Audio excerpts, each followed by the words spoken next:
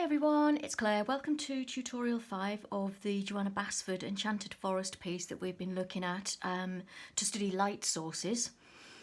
This is where we got to from last time. I have done a little bit of prep work again. So before we have a go at doing some more of the tree house, I'll show you what I've done.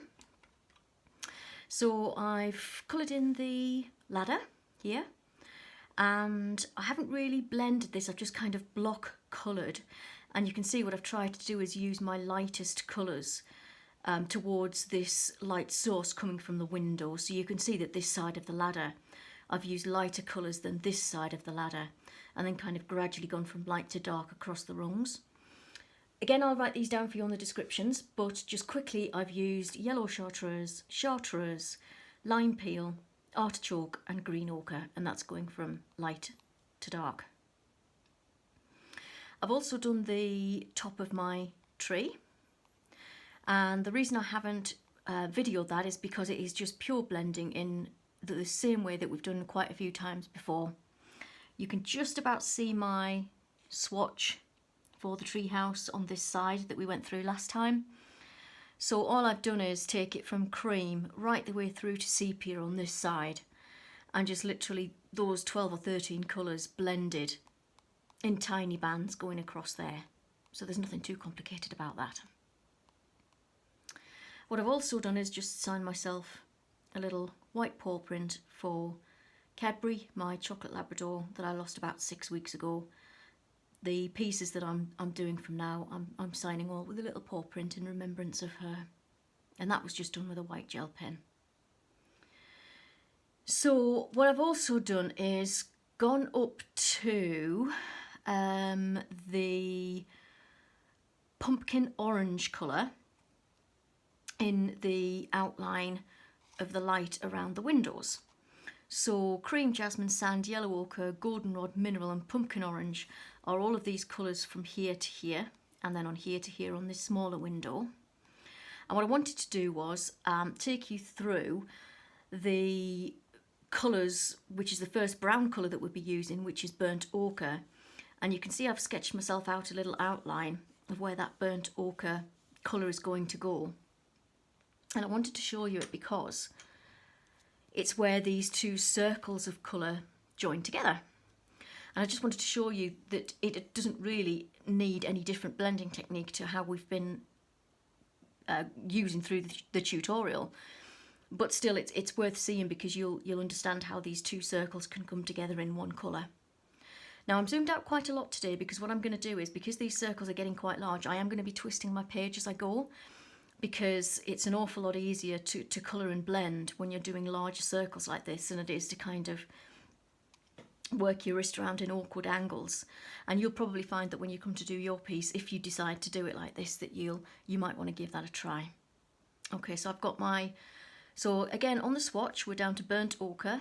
I've got my burnt ochre in my hand. And all I'm going to do is, you can see I've done my outline in burnt ochre, that's just in a light touch.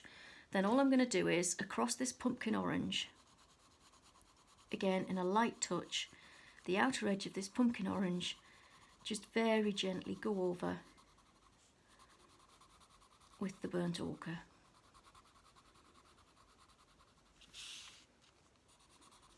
And just a little bit on that side where the ladder comes out.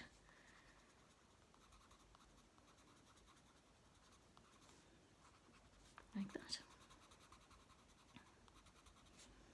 Being careful of the grass. We did this quite a few weeks ago, so it's very, very dry gel pen, so we don't have anything to worry about with the grass really, but we still want to be careful.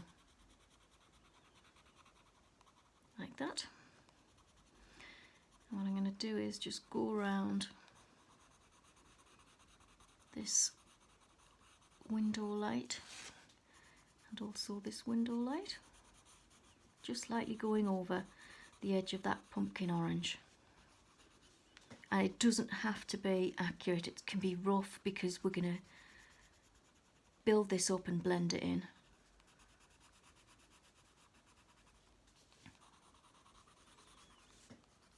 And I'm just being careful of the tree knots as well, like that. And then what happens is everything between this light touch sketch line and this light touch band here, as you'll know if you've done before, the blending technique that I use is that everything else inside those two lines, so not over those two lines, inside them, gets that little bit of a firmer hand. And you can see again that I am doing that because there's an awful lot more pigment coming off onto the page. So again, just being careful of the ladder.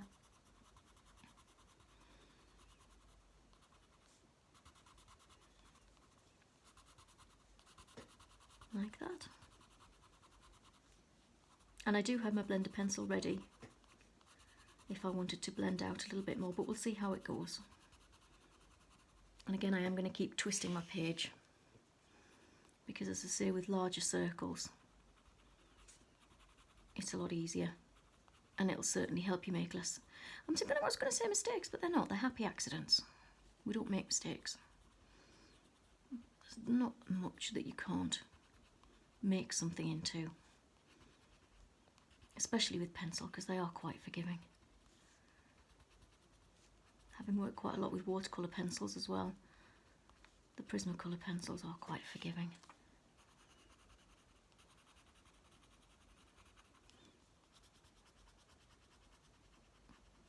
Okay.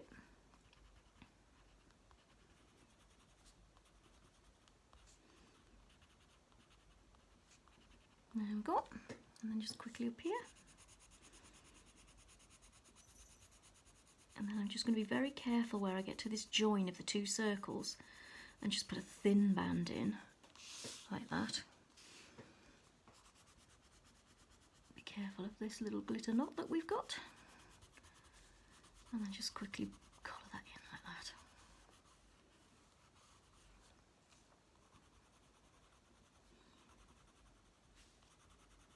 And then again, just being careful around the details of the leaves.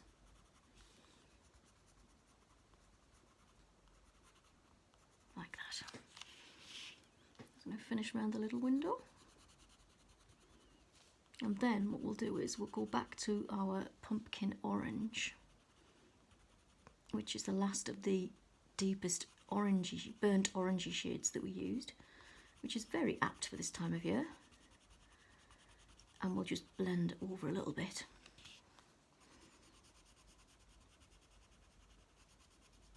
So now you can see we're kind of getting into the brown colours of what would be the natural colour of the treehouse, would be brown.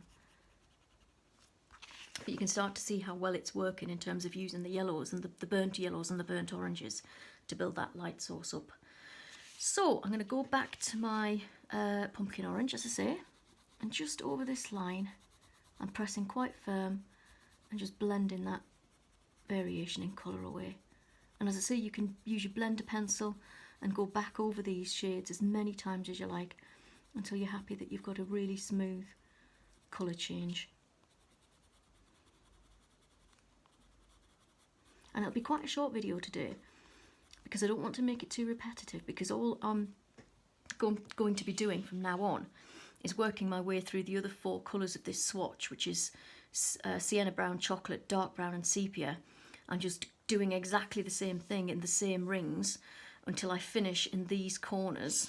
So in this corner and this corner in the sepia colour. So what I'll do is I'll show you how these two rings interact, and then we'll just leave it there for today, and I'll let you catch up on your own, because it really is exactly the same principle. But I wanted to show you where these two circles meet, how I would tackle that, just by doing this one grade in colour from pumpkin orange to burnt ochre. So again, just going back to here, and now we're reaching this join, and all I'm going to do is in the same way, just blend over it, like that, on either side, like that. So the two rings meet quite nicely, but don't have kind of a colour that is block that stands out. It just kind of melds into two circles, meld into one colour. And again, it's just down to the blending principle that we've used right throughout the tutorials. light touch band on the inside and the outside. Everything else gets coloured in between in a heavier hand. And then we go back and blend with the previous colour. It's as easy as that. It really honestly is.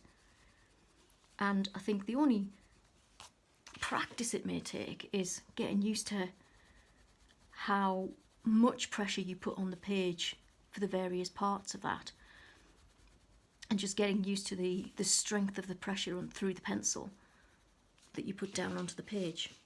So there you can see we've got 2 concentric rings. And what I'll do is I'll leave it there for today. All my next step would be to take my next colour on the swatch, which is the sienna brown, and again just kind of sketch myself out maybe about best part of a centimetre, because they're wider rings now because you're getting further away from the light. When we were here we were only doing kind of 2mm bands, but I'm just going to sketch myself out about a centimetre, because bearing in mind I've only got 4 colours left and I've still got a lot of tree to cover. So I'm just going to sketch myself out kind of like a centimetre going around here, and clearly that will go to the bottom of the window. And then again on this side.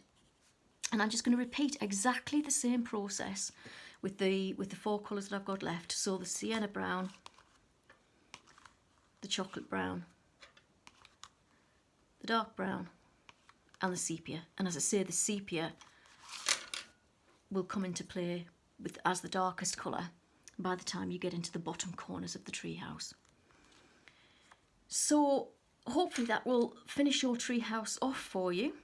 And then the only next step is, you can see I've done a second swatch here, which is the blues that I want to build up around this lantern, and I'm going to take it from cloud blue through to black. So we'll get the rings of blue till about here, and then everything else will be a black background. So I'm going to finish off my treehouse today. I've got this swatch ready to show you how to do the rest of the lantern, and we shall do that on the next tutorial. Thanks ladies. Thanks everybody actually. Thank you. Bye.